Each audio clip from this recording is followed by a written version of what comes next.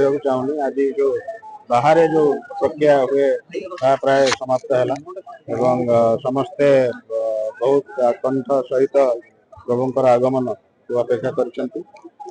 आशा करूँ काली ठीक समय प्रभु आसी रथरे बसवे सब भक्तों मध्य पहुंचे। मोर खाली समस्त को आग्रह जे गोटे जगार भिड़ नक कारण आप देखते पथटी बहुत लंबा तेणुक विभिन्न जगह ठिया रथ टाणा को समस्त को सुजोग मिल तेणुक गोटे जगार भिड़ नक विभिन्न जगह ठिया प्रभु को देखते रथ टाणी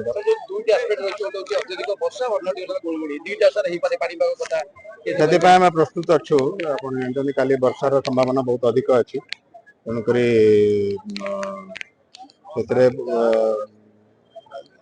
अति जोर वर्षा हेले रथ टणा हम एवं आप जो कहते पानी कुटी जमी जाए से प्रस्तुति करा म्युनिसिपालिटी एवं फायर सर्विस आम पंप विभिन्न स्थान रखते पानी को काढ़ी पार गुड़गुड़ी हेले व्यवस्था करा फायर टेंडर सब रखा फायर सर्विस द्वारा विभिन्न जगह पानी छिंचार व्यवस्था करा तेणुक भक्त मानकर कमी कौन से असुविधा न हुए से आम सचेत रही नहीं सत कथा ये पुरी में जहाँ हुए महाप्रभु इच्छा अनुसार ही हुए किंतु आम प्रभु आशीर्वाद कामना करुचु एवं आशा करुचु आम जो प्रस्तुति करूँ निश्चित भाव में ठीक भाव में कार्य कर कौन असुविधा हम प्रभु दयारू रथ ठीक स्थान में लगी सेपटे नीति चली आप देखिए द्वितीय भोग मंडप बा मध्याह्न धूप सरी आसला सेपटे प्रभुंर नीतिकांति चलो ये रथ उपरे साज सज्जा इत्यादि काम चलो आप देखिए तुरंत किसी समय पर आम रथ को कड़न करूँ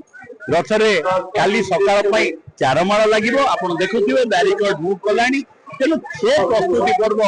बाहर चलो भितर नीतिकांति चलो काली महाप्रभु विजय करेंगे पहंडी आसी रथ उपरे गोटे गुरुत्वपूर्ण विषय है समस्त समन्वित भाव में कार्य करवा आमर देखिए श्रीमंदिर प्रशासन पुलिस प्रशासन गोटे मन गोटे लय प्रभुंर सेवा कर नियोजित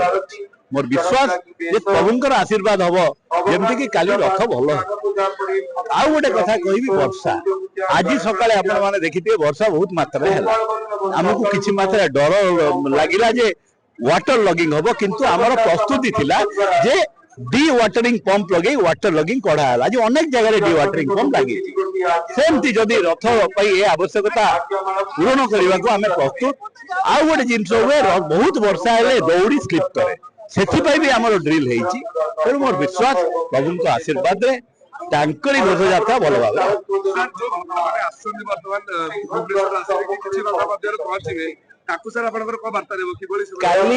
काली गणमाध्यम माध्यम रे मु ट्रैफिक अरेंजमेंट विस्तृत विवरणी देइथिबे आमे वीडियो एनालिटिक्स देई जो माने ट्रैफिक को बटे आसीबो को बटे जीवो तार मध्य वीडियो आमे जारी करछु आमे जो प्रेस रूम रे जारी करछु कोठी पार्किंग प्लेस हबो को जदी कार पास थिबो को बटे आसीबे साधारण व्यक्ति को बटे आसीबे ये सब जारी करछु हमर गोटे बल्क एसएमएस सिस्टम भी आरंभ होईची आमे काली राति रे ताकू ट्रायल करछु एटा काम दोउची चैटबॉट रहिची एलईडी स्क्रीन 65टा रहिची खबर दबाकू ता व्यतीत